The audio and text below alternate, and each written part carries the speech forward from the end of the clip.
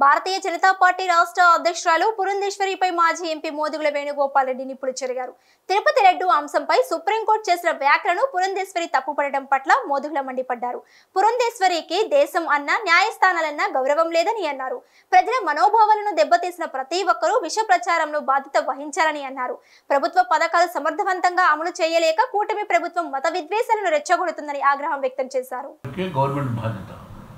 దాంట్లో రోజు మానిటరింగ్, రోజు లడ్డు సైజు పెంచాలి, జీడిపప్పు ఎక్కువ వేయాలనేటువంటిది it is the discussion of the TTD board. Government doesn't have any power on that. దాని తరపున చంద్రబాబు నాయుడు గారు ప్రభుత్వం ఎట్లా మాట్లాడుతుంది? EO should speak.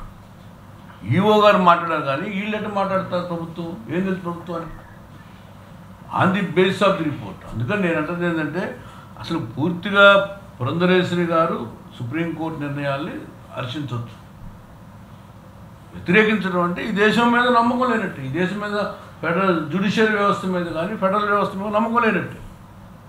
And moreover మా గవర్నమెంట్ టైంలో ఏదో 3 అధికారులు తప్పు చేశారని సస్పెండ్ చేశారు.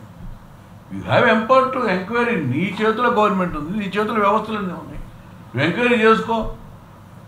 అంటే పొలిటికల్లో దేవుళ్ళు లాగుద్దని సుప్రీంకోర్టు చెప్పింది.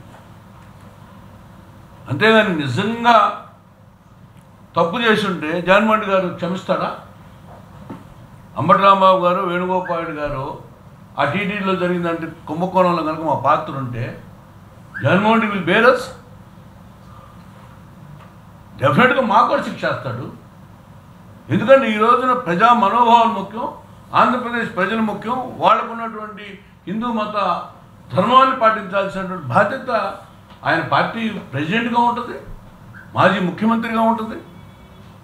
అందుకని ఎవరైనా కానీ జగన్మోహన్ రెడ్డి గారు ఈ రోజున ఒకటే చెప్తున్నారు, ఎవడెంతమంది ఎంత వెనకాల ఉన్నా కూడా వాడిని శిక్షించమంటున్నారు తప్పితే దాన్ని మా మీద రుద్దొద్దు. నిజంగా మేము కనుక ఇన్వాల్వ్ అయ్యింది నిరూపించు.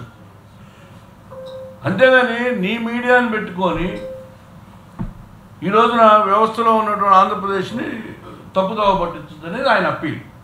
సుప్రీంకోర్టు కూడా చాలా బాగా స్పందించింది. ఇది కామన్ మ్యాన్, నేను అడ్వకేట్గా నేనని కాకుండా రోడ్డు మీద పోయేటువంటి కామన్ మ్యాన్ కూడా మొట్టికాయలు వేసింది. ఎవరిని మొట్టికాయలు వేసింది?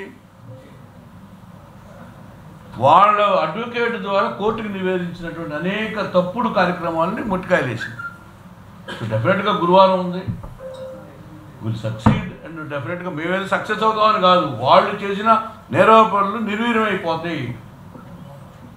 అందుకని అమ్మఒడి ఇవన్నీ ఇవ్వలేక ఇవన్నీ తీసుకొచ్చాడనేది మా భావం.